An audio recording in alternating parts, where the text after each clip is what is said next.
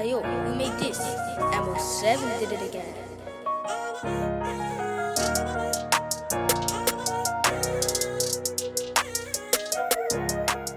Welcome to another episode of Big Ego Media. Another special guest goes by the name of Vic Santoro. What's going on, bro? Good, yeah. How you doing? Yeah, good. Second time round, man. Is being due. The first one. You were one of my first interviews. Yeah. Albeit was Instagram Live at the very first days of Big Ego, but here we are. Yeah, come on, man. So we're gonna pretend none of that's happened. No one knows that story. We're starting off for fresh. Mm-hmm. So tell us your name, where you're from, where did you grow up? Vic Santoro. Oh, sorry, something to my eye. Hold on a minute. Wow. I don't know if it's a light, but yeah, I'm good. You good? Yeah, I'm good. Yeah, obviously, yeah, Vic Santoro. I'm from Lewisham. Yeah. This is just a whole wild Lewisham. I'm from Broccoli. From Broccoli. Broccoli, Lewisham, yeah. So what about your family background? Family from Cameroon. From Cameroon. Yeah. Parlez français? Oui, un petit peu. Moi aussi un petit peu, but I forgot all my French. I'm a little bit. So I mean, being from Cameroon, when did you come over to the UK? Came over to the UK when I was about 7, 8, yeah. Yeah. What brought you here? Was it for a better life? Flipping. You want the long version, short version. My mum basically had to come here to seek asylum in Europe. Yeah. So I landed here, she landed somewhere else. Okay. I'm fleeing the government type stuff. But Yeah. So you've landed here. You landed in sort of Lewisham. Where was you living? Who you living with? I was living with my auntie Okay. in Broccoli. Yeah. And did you have a father figure at the time, or was it just your auntie? No, just my auntie. My dad was, again, when families, especially like back home, when problems with war or whatever, the government, parents end up somewhere else, kids end up somewhere else. So Yeah. I was just one of those children. So my dad was in another country and my mum was somewhere else and I was here. So yeah. And how do you think that affected you growing up, not having your parents there? When I was younger, I used to always feel like it was like it was like a weight that I carried around. But now that I'm older, I don't know, I feel like when I look at it a bit different. You know what I'm saying? So I think, when I was younger, I probably used it as an excuse for whatever to engage in different ways. But I think now I'm just motivated and knowing that I was kind of raised without my parents there per se, and I'm still who I am, and I like who I am. So yeah. So Do you think things could have been different with them being there? yeah, no, things could definitely be different. But I think with me now, it's like I wouldn't want it any other way type thing, because I think the skills I learned, the developments I got in those processes, and my dad died when I was really young, so when I was 14, my dad did pass away, so it's like, so I think all them skills I built through those periods is really helped me later on in life type thing. So you said that kind of not having your parents, sort of things could have been a little bit different, but obviously it's made you who you are today. So what was your kind of early interest? What was you into? Sports, I think sports. I used to like boxing quite a bit. Just like combat sports I was really into. I think football, basketball, a bit of everything. When you're younger, you just play a bit of everything. I can't say I was great at anything sports-wise, but I think I was into sports full stop. Was you fighting a lot in school all the time? Yeah. I'm gonna say there's this whole I don't know if it's a stigma, it's a bad stigma or not. There's a whole stigma of these African boys just being some tough Africans who could fight, and we got those names. Is that something that you had to deal with? Yeah, but it's not because we just had to, innit? I think the generation of, my generation of African kids in school, I mean, regular stuff, kids make fun of you, this, that, your accent, your whatever. No, you have to sort of fight for your place in the new society, so to speak. But I think, like as boys, the fighting thing is normal. You're supposed to, fight when you're a boy type thing, to find out, who you really are. So yeah, man. And one thing I think the African kids of today will never understand. I mean, a lot of them are being born here. They'll never understand that we had to basically crawl so they could walk right now. 100%. Because now to be African is cool. They've got the Afro beats. Everyone, a lot of the Caribbean girls are now dating African guys. Back in the day, it wasn't cool. Why do you think this changed? Is it inevitable? I think information, innit?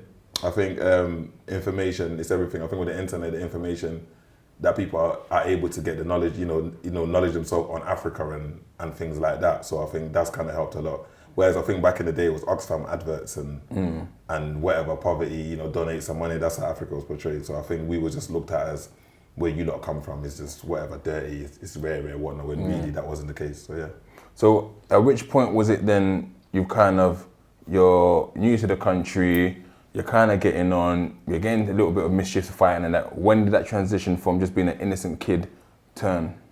I think when my dad died, when my dad died, probably about 14. Yeah. I don't know, it just kind of changed. Don't get me wrong, like I liked school and all of that. I still got good grades, but I think that was my turning point. You know, that earliest memory I can remember. Yeah. About 14. What were the sort of things that you were doing that was showing you a new level of criminality, or just hanging around with the wrong people?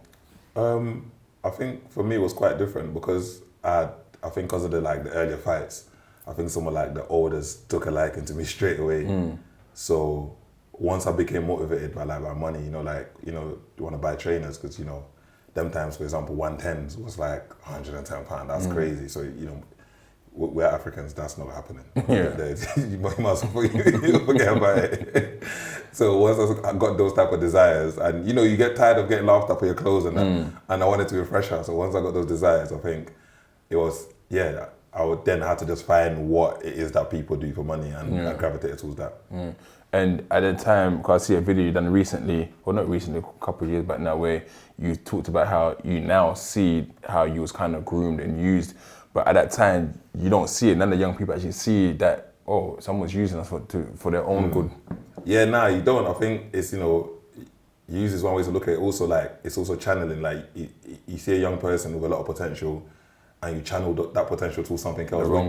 When you could easily do, because I see the same now, and I'm like, wow, I was probably like that, and then they probably just, you get what I'm saying? Whereas, and now for me, when you're at that stage of your life and you're insecure and the rest of it, just that acknowledgement you're getting maybe from an older person who may be revered in the area, or people are looking up to my man, like, yo, my man, you kind of run with that because it's the first stint of it type thing. Like, okay, I'm cool now. Okay, now I can.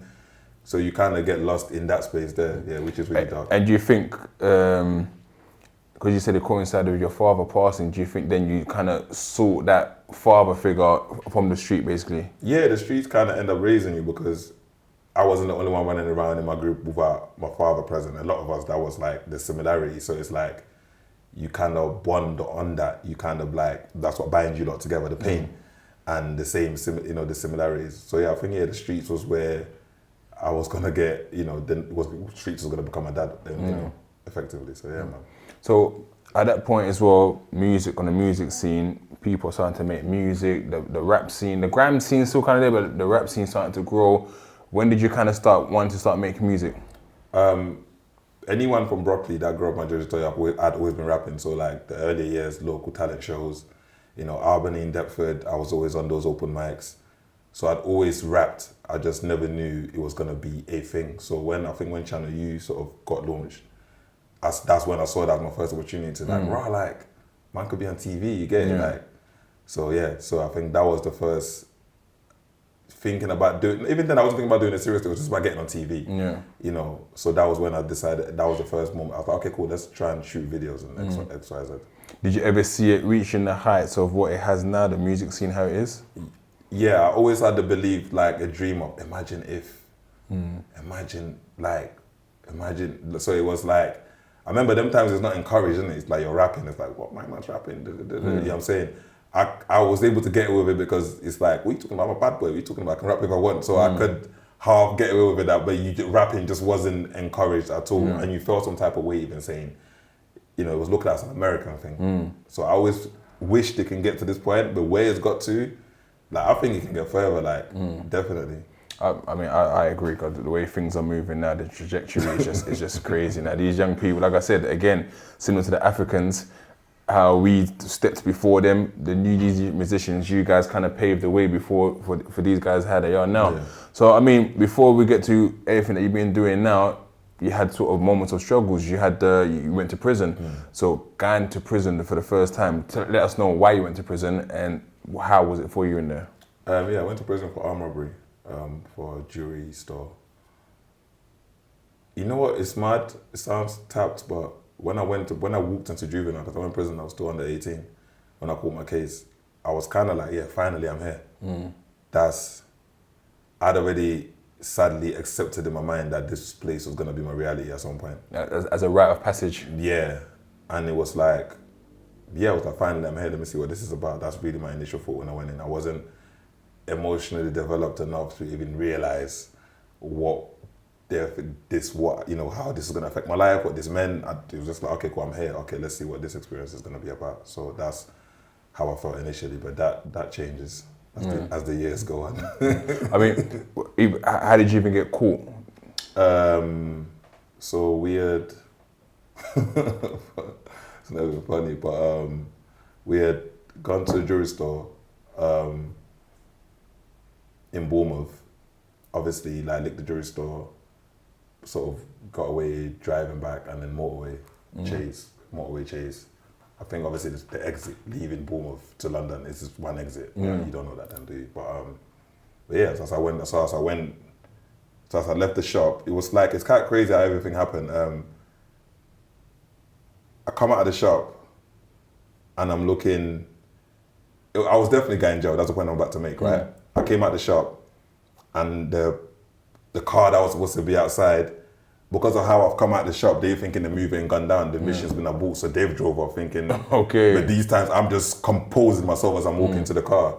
So they even clocked that, so they've drove off. So now, obviously, I'm having to run after the car or whatever not, so that's hot. Get to the car, someone's cut their hand in the shop, that was hot. So it was just like, and then now, it's a motorway, I'm driving back, I'm just looking in the car, I'm just thinking, yeah, this is definitely going left. So as I drove past the roundabout leaving Bournemouth, they were all just waiting there. Okay, they already knew. Yeah, already knew. So as I drove past, they just crept behind me. I just looked at everyone in the car, so yeah, we're all going in jail. You didn't try to run at this point? At this point, you're trying to keep it cool, like next exit type thing. But it was mad because as I took the next exit, stepped on it, I've looked ahead of me, they've already blocked the road ahead of me. And I've looked up, they've got the bird up, I just thought, yep. Was the helicopters there as well? Yeah, I was like, I just sort of pulled over, I just sparked my zoot, like to take the last couple of tokes. I'm like, yeah, we're going in jail today. How long did you end up getting? I got 8 years for that jeweler, and that was like, for one jeweler's, and that wasn't a guilty plea as well. Yeah. So, I mean, once you got that, cause we had Big Doug here earlier on just before you, and I've said it, and I've always asked people, when you was going to jail for the first time, did you cry? You know, I didn't, You didn't cry? I didn't, because you know what it is, I feel like by the time I went to jail, even though I was young, I'd been over-traumatized by that point. Like, I think I was like just a numb, empty shell of a teenager, like just cold inside. Like, I'd already been, from growing up with my parents, from coming from a situation where it was war-torn back home, where there was a lot of like horrible things I got seen. So it's like, I was already desensitized, and the trauma was just, it made me numb to it. But later on in my sentence, the tears come into it. When I heard my son on the prison visit, I cried. Okay. And again, that was another turning point, but yeah.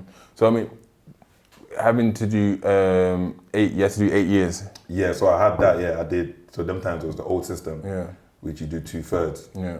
So I would have had to do just about 6 years. I mean, they brought it back in at the 2/3. Oh, swear down. Yeah, the 2/3 back in for violent crime, the 2/3 back in. Oh, swear down. Yeah, it's been a couple of years now. No way, so I was 2/3.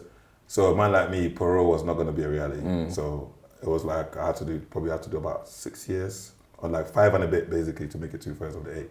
So how was it then, like being in prison in itself? Did you find yourself comfortable really quick, or was there struggles? You know what was crazy? In juvenile, they've just got it down that everyone's uneducated and don't know. So like I found like trying to engage in the education system in juvenile just wasn't working because it was already below what I already knew, you know. Because I went to boarding school as well, it seemed a lot like boarding school. That's how I kind of looked at the experience. Well, the difference is, well, I got a TV here, then at least then so I was kind of trying to look at those sides of it type thing. And also even from then as a juvenile, I was hell bent on getting through the experience and not making it stressful for my family. So I was already of that mindset, like you put yourself here, you've got to just ride it. So that's how I was thinking about it. Did you hold, because I tell people now, right? You find that a lot of people forget about you when you're in prison, sort of friendships, and then when you come out, so did you find that the reality of prison setting, like, raw, man, they weren't really my friends like that? Yeah, you know what it is, yeah? It's like, I'll be real, like before I went jail, I kind of knew certain people I'd already got the, realised that, because I'd gone from the kid where people are making fun of, and in year 7 people trying to hard bully you, to now everybody pretending you're best friend. So I knew that because of the transition was within like 2 summers, it's not really real. You lot are really around me for a certain reason. And certainly like for the olders, I always kind of knew like, I knew what it was, what the arrangement was. Like I'm a man that's on licking it. You've lot got moves, you might not, some of you might not have heart. The way you know what I'm saying? It's because it's a whole different game, as you know. And I'm trying to get myself out of my situation. So I was quite aware. So when I went to prison, I already knew, like, I couldn't ring no one for no help, because when I was on road, I couldn't ring no one for help. You get me? I think it was just more how certain people did, like my family, how you dealt with my family, forget about me. Like, we check for my mum. Wow, no one's checking for my mum. Okay, cool. What? No one. Okay. So it was more that, okay, I see where I'm going. And but yeah. So you done that time in jail. I mean, what would you say jail taught you? Like, I got to educate myself, man. I think that's one of the things. So even though I was doing that bird, I did the whole of that bird. I probably got to the end, towards the end of it, and then that was the whole Rottle stage, right? Which I went through that process and lasted 6 months of that, and then got 10 years through that period, added onto my sentence for a firearm. So that first 5 years, I wasn't actually, I don't know, I think I was still blocking it all in. Like the sentence was I was too young to get that sentence, in my opinion, in terms of like processing it. So I didn't process it. So as you know, first 10 jails, I'm just, banging out or whatever. So 5 years is passed, and then it's like now they've added another 10 years on my sentence. It's just like, okay, I've got to be here for another 6 years. So why you was finishing your sentence, you're on Rottle? For people who don't know, Rottle, that's release on temporary license. That means you can go out to work and stuff. So while you was on one of these release dates, you got caught with a gun? No, while I was on release date, I got nicked on joint enterprise. Okay. On another move. Okay. But the basis on the move was that this is all in the papers. They're basically saying, I obviously called a cab. When the cab came, stung the cab, and then used the cab to go and hit a bank. Okay.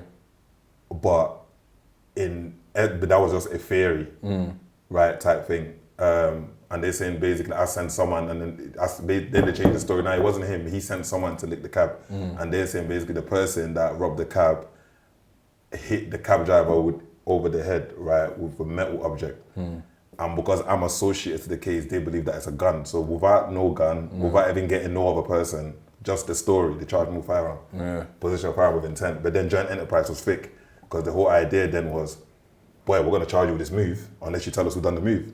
But it's like, I don't know what move you're talking about. So it's like, boy, we know you know, so okay, we're charging you because we've got the cab driver, and that definitely happened. And then the car was found in Rushy Green, Catford, which is where the banks are by the front line. And you're from Lewisham, so we're going to just run with this storyline. And then I got given another 10 years on top of that, just like that. I mean, even after getting that 10, how's that sent you? Because like, you've done all that, you've not even been out, so now you're doing... Fam, you know what it was, yeah? It's like, it was more like, not in a way like man's done things, you get what I'm trying to say to you. So it's like, I'm willing to face the music. But you see, the way that charge got tied to me and got applied, it was like the most... if you told me before that I could go jail for that, they can actually get that free, I would say, no way. Like, they have to actually catch me with a gun or catch somebody. Or how can I be in jail for joint enterprise and I got no codees? I didn't even think that was possible. So it's like, but then again, it's like, you get to learn though. It's like, it's the crown that the perspective of the crown that I was putting across. Do you get what I'm trying to say to you? So it's not far-fetched for the police to think, of course you send someone to do that. It's not like they pick me as an innocent person and just assume that, you get me, clearly how I'm engaging with my life is giving the impression that I'm the, you know what I'm saying? I'm not saying they were right to do it, but it was a shock to my system, because I'm thinking I can't go jail. Like, you have to catch me doing something for me to go jail or whatever. And I know how conspiracy works, but joint enterprise was like a whole new, it was like you either snitch or you're getting murdered. It literally was those two. And it's just like, what? No, it can't be, no. And I went trial and I got 10 years for that. So even like with that happening, got given the 10 years, would you say then, for things that you may have done in the past, you kind of accept it? Like, you know what, okay, I didn't get caught for this, that, so maybe... That's exactly how I looked at it, because it's so crazy, because who they were, how can I put it? I gotta try and put this in the right legal way. The people I was around during that period, like I was in jail when I got my 10 years, they all got a 30 rec, like a year later, for example. And I was thinking like, raw, that could have been me, you get it? So I then start, because I'm a man of God, so I'm just like, yeah, God obviously took me out of the way, because I was praying like, yo, God, what's going on? No way, you can't let them do me. Like, like it wasn't, I'm reasonable God on that one, and the spiritual one, like, yo, how can they can't give me a bird for a machine that I was never caught with? That don't make no sense. Where's the actual gun? Like, I've never heard of someone going to jail for a gun that they was never caught with. And I ain't got no conviction for firearms prior to that. Yes, there might be intelligence, and they said obviously whatever you have access or whatever not, but we got to go by the facts, and the facts is convictions. I had none, but I got to understand it when I saw how things transpired for some of my other peers, and I was like, rah, that could have been me. Rah, that could have been me. Rah. And then, one of my best friends died when I was in jail as well, so it was just like, through that first year, and that proper just like put a lot of things into perspective. I was just like, rah, like the world is changing, and maybe God wants me to just sit down here for the time being, innit? So in all this period, obviously finally you get out, but of course you as a father, did you kind of have to sit down with your son and kind of explain to him like why you're away, what's going on? And because again, in the society that we live in, a lot of kids are not growing up with their father, and I see how you are, the relationship with your son now, how much you make amends, you make sure you showcase him, and that. By that time, did you have that difficult conversation with him? Nah, you know what, my boy, like, God sent my son, man, to kind of put me in a different space, because my son was born, right? He was born at 9:49, right? This is in July. My son was born the next day. My son was on the prison visit in the family, they give you the family one in the morning. And I'll be real to you, I heard my son as a baby one day after he was born, and everything just changed. I've never been the same since. And our bond is like that, and has always been like that from birth. And obviously, his mom made sure that the relationship was maintained. Like, he didn't, and I was one of them people, family visits, this, that, this. I was engaging, the cards, you send the cards out, you do the whatever. And so I wanted to make sure my son knew who his dad was. And we bonded like that, unfortunately, through like the prison visits and through letters and stuff like that, and phone calls. But when I got out, those things stuck, you get it? And I was so grateful for that, because many families get broken in them prison situations. So, but my son was like the reason, like the me now, it's like he's the reason, you get it? So how did you kind of talk to him now then as a 17-year-old? Because these streets are dangerous out there. No, my daughter's 17. Oh, your daughter's 17, okay. My son's 12. Okay. So my daughter is, that's my baby, that's my princess. It's different, it's more like a protective thing, right? Okay, now, but it's kind of the belief that I'm here to protect and provide, but your mom's gonna guide because she's a woman, and it's more relatable. Whereas with my son, I kind of felt like it's on me. Yeah. Do you get it? Makes sense. So him being a 12-year-old, one thing I don't do is I don't lie to my son. My son's my best friend. Anyone that knows this. I keep it completely all the way 1,000 with him, because I can't. Otherwise, it's hard to explain prison visits and all them type of things. So he proper gets it, and I like that I have that relationship with him, that I don't have to lie to him. I can tell him the truth and be honest about the mistakes I've made, and he proper gets it. So yeah. And also just the fact that the common thing that people don't like to admit, right, is when you come out of jail, you've got nothing again. Yeah. You're broke. You have to go through it. How do you was able to kind of keep yourself out of the mix? Because it's very easy. I was speaking to my partner's brother's here today. I was speaking to him earlier about it, and basically about it's difficult because you can just call, yo, give me some food. Let me just go. How do you keep that mentality of saying, no, the very early years, I'm not gonna do that? You don't. You kind of get caught up in it, if anyone's being honest. First of all, you get caught up in it. It doesn't mean you get caught up in like the committal of it itself, but I'm talking about the remnants of the old environment. You kind of get caught up in that to start with, because on a restart, you then got to find your way. So naturally, it might be that brethren that you used to roll before you went in jail, come to take you to buy your trainers. He might invite you somewhere. You might be at a bar somewhere. You're still kind of in it. You might think, I'm not in it because I'm just going out to a bar with my brethren, but you're not really clocking. There is also a game where everybody else is playing like, no, he's out of jail, he's around me now. So everybody's playing their own game, but you might not even know that, but you're back in it. So I definitely think I got caught up in it. And here's the thing about it, sometimes it's not the making money side. You could just get caught up on on a drama side, that, you know, something will be resurrected. Because remember, there's been in jail, I was in jail for 11 years. There's people that wanted to have, they've been waiting 11 years to have a certain conversation with me. And that doesn't change because I'm not, or what I'm on. Do you get what I'm saying to you? So there was still a lot of those type of landmines I had to maneuver where someone brings up like, yo, I've been waiting to chat. It's like, brother, like, it's like, that happened 15 years ago, bro. Like, I don't know what you want me to say right now. So there was a lot of those moments that I had to maneuver based on, I had to think for other people and make them think it's their own idea. I hear that. So back on the music thing then, by the time you come out of jail, the scene is booming. What are you thinking? Like, you know what it is? I'm thinking it's on.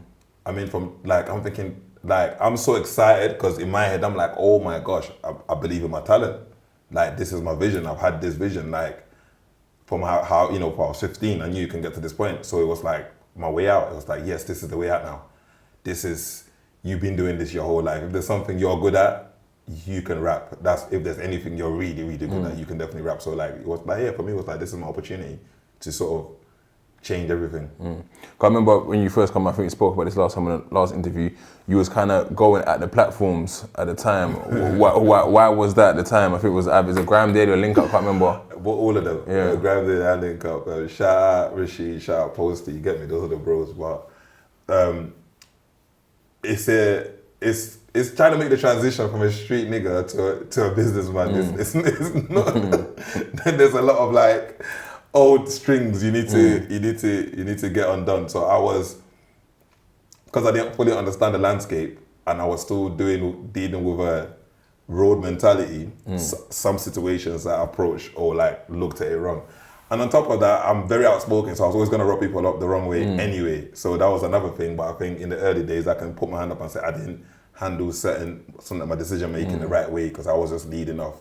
Maybe then still with a bit of ego and maybe some arrogance at that point. But yeah, so I did catch up with the platforms at the early stages. And then in terms of music now, I think you've been quite consistent. You had your headline show. I mean, how was that even for everything you've been doing then to even have a headline show where everyone shows up and supports to know your music? Nah, that was a movie still. That was a movie. That was like, you know me, like my thing is, I say we got to celebrate the survivors. I just believe anything's possible. So even with the show, I had no guarantee people was gonna come. That was like one of the most nerve-wracking things I've done. I think if nobody comes, I'm done.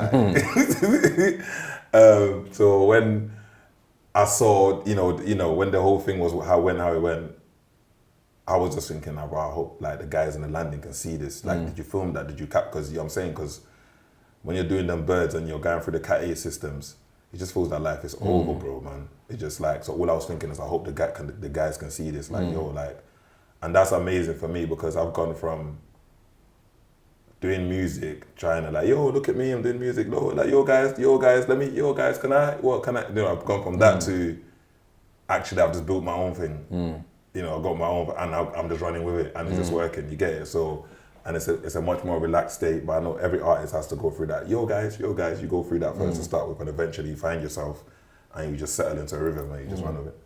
And also, one thing that people, I think they don't give enough flowers for is part of a Bafta winning documentary. Can you talk us through that and how that came about? Yeah, that was sick. We did a documentary on Garden Production, shout out Garden Production, with the BBC, commissioned a documentary about, it was called Gun Number 6. I mean, people could just Google it and take it in. It was about a firearm that was used from between London and Birmingham back in the day, and everyone was convicted for it, and they were trying to like do a film and documentary following the firearm, and what they wanted to do was check it, this is how God works. Me complaining earlier on. They wanted ex-offenders who are actors with firearm offences.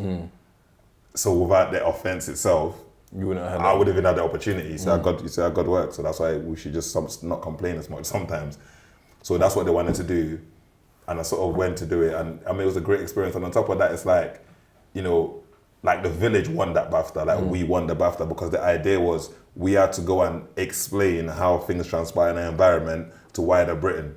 And that was also nerve-wracking, because for me, it was just like, if I say the wrong thing here, I'm done in the village. I can't even, you get what I'm trying to say to you? So that Bafta, I wouldn't credit it to myself or anything. I think the whole village won that Bafta. We brought that cow back home to the village, like, yo, you man.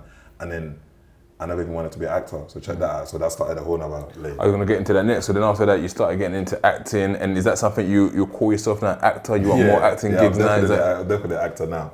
Back then, I just was rolling a bit, and again, it's God and experiences. I tell people sometimes today's burdens, will turn out to be tomorrow's blessings.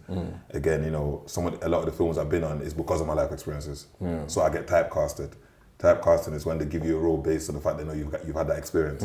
And my unique experiences kind of puts me ahead sometimes of a more trained actor because I can tap into the method a lot. Would you do any other form of acting? Would you like? Because what I find now in America, they love British actors, but sometimes I'm amazed at how they could do the American accent so well. Have you thought about it? I'm learning American accent right now. Okay, I'm putting that. You're gonna give us something? I'm doing accent lessons now because obviously America is one of my places. One of the places I want to sort of venture in and try and do that. So definitely something I'm looking to.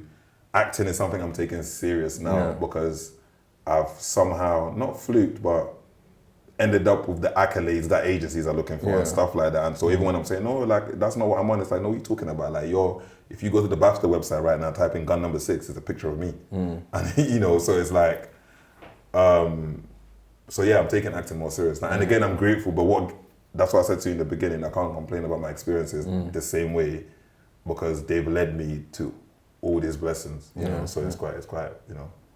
What about in yourself, even to ever, because we've seen it in terms of everybody's doing podcasts. You got Young Spirit out in North London, he's got a podcast. You got Margs, they got their one. You got Winners Talking, Pound Sterling. A lot of the older generation, I mean, obviously I've got this one, a big ego. Have you ever thought about saying, actually, my voice needs to be out there. I'm outspoken because you come on Instagram, you give us your analysis of things. Is that something you thought about taking forward and doing? Just not at the moment. Just don't have the time. I wouldn't have the time to commit to something like that right now because I'm still developing all the other areas of my brand. But I feel like when the time is right and the situation's right, it's something I'll definitely go into. And I think, like you said, I kind of done it. Prior to everybody jumping on podcasts, I was on my Insta lives doing, giving, those antidotes. So clearly I'm comfortable with doing it. It's just now, the brand's kind of, expanded. So there's other areas I just want to get concrete and get right. That podcast stuff, sitting there and talking to it, I could do that all day. I can kind of, it's natural to me. So definitely podcast is something definitely I'll go into in the future. And you talk about brand. You got the Drip, how long that's been going now? Yeah, Drip London, shout out Big Zico, that's my brother. He designed and created this brand out of, we did, it was such a beautiful thing to see happen. It was about making a transition and he came up with like, okay, this is what he came up with. And I was just like, you know what, let's just run with it. And yeah, we've been running with it ever since. And I'm so proud of him, he's done really well for it. So look at the website, drip.fashion, we got all types of things. Again, this is not and that's why I always try to show the representation of the community, whether it's with like yourselves and other people. It's like, this is not somebody that grew up in Sesame Street. This is a man, we did, you know what I'm saying? We did the pavement together and now this is in shops and all types of things. So he's done really well. And that's my thing. Anyone around me wants to do anything, I support people's thing like it's mine, it's ours. Do you get what I'm trying to say to you? Because I want you to win too, type thing. So Drip London, that's our thing. So check it out, man. And lastly, we've been seeing all these things that's been happening in terms of the boxing that's been going on lately. Rest in peace, I'll say rest in peace, Hypo. Rest in peace, Hypo. Because I remember these whole conversations started a couple of years ago with him. Let's have it right. And I say this and people don't like hearing it, but this is the fact. The reason celebrity boxing is a conversation within our culture is because of me, Hypo, Biz, and Spades. Yeah.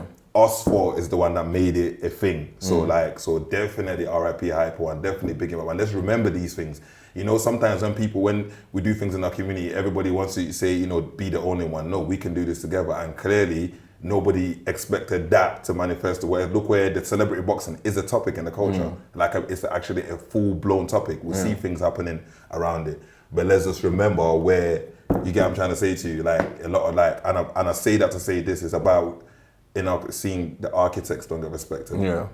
I'm trying to say to you, look what you built, for example, if somebody wanted to be part of that, it's like, yeah, be part of that, let's help grow it. But it can't be that it's either him or me. Do you get what I'm trying to say to you? Like, you've been here building. And I think we need to respect the architects in our culture. But yeah, man, but RIP Hypo, for sure. Is that something that you would do again? Like because I see on Winners Talking the other day, and they were saying, oh, Bobby said he would do it. They said, what about Vic? They said, no, Vic's looking for a mad bag. Is that your bag is too big? What's going on? Nah, man, the business got to be right because I'm main event. So it's like, I'm going to sell it because like, what did my brethren say? Like, I can talk shit professionally. Like, so that I already know what that comes with. When I say that, it means I can get underneath someone's skin really quick. Away from that, I'm just the sportsmanship. I will know how to sell the fight. So you can't give me a bag, drop me a bag to go and fight when I'm one of the architects of this. Do you get it? So anybody wants to do that type of thing, we have to get him properly. Like, we have to make sure. Would you do your own one then? Nah, I don't care about it like that. But if you want to really make it a thing, any card or any sort of event people that get me on it, they will see the difference. I can sell pay-per-views. I want a percentage of it. I'm not a small boy. You get what I'm trying to say to you? Like, the business has to be right. Make sure it's done properly. It's not even about that. It's about making sure everybody gets what they want from it. You get what I'm saying? And I'm not out here to prove that I'm the best fighter in the world. That's not my aim. Who would you in the scene like to have taken on? You know what, yeah? You know who would be a nice shout? Definitely like a Bugsy would be a nice shout. Not because again, but I say that to say this, my platform is not big enough to kind of make that card happen. Yeah. Because he's somewhere clear. For him, it won't be about money. It will be about shifting the culture, which is, one of my main motivations. So someone that makes sense. So I don't know, one of the Paul brothers, bring one of them. I put the other day, I put you and Pound Sterling up. I said, this is what I'd want to see. You see? I forgot you did that. I put that on there. Why can't that happen? Pound, do you know how much that is? That's like telling you to go and fight your older brother. Like, but you can't just go and do that. Bret Hart fought Owen Hart. You can't just go and do that. And Pounds is the bro. And on top of that, that would never happen. And why would you pick someone from Lewisham to go against someone in Lewisham? You see you. This is what I'm saying. Divide and conquer, they say. Divide and conquer. But I just think you're both got the fighting background. You're both quite big. I thought, it's something that would work. But Pounds is a sensei, he's a teacher. I'd rather have Pounds be part of my camp and show me some stuff. But away from that... Is it just boxing though, or would you do the MMA thing? I'm not in the boxing thing. So just the MMA thing? Yeah, because like, I'm a brawler, innit? That's my thing, innit? So I believe sometimes a lot of that is just natural ability, and obviously you can train to do it. I'm just more comfortable at brawling because that's what I came up doing. So I don't, and the boxing thing, I respect boxing as a sport. I just don't feel I'm skilled enough to stick to something like that. And even if I want to do it, I might start a boxing and I might just do a spinning back kick, because my head, sorry, so I'm gonna be like, sorry, shit, you know what, I forgot it's a boxing match. My brain, I might do a flying knee, and they're just like, you can't do that, Vic. It's a boxing match. I'm like, damn, I forgot. So I'm brawling. But really, away from that, a lot of people think, like, the fighting thing would be great, but that's not my main focus. I'm not bothered about that. I'm just happy that it is a topic, and young people are more thinking more about, there is more of a conscious thought, can you fight? Can you not fight? Like, I like that whole energy being in the place. So for me, that's a win. I don't need to ever fight no one or to prove I can fight or whatever not. So yeah, I just like the fact that it's just something in our culture now. I hear that, man.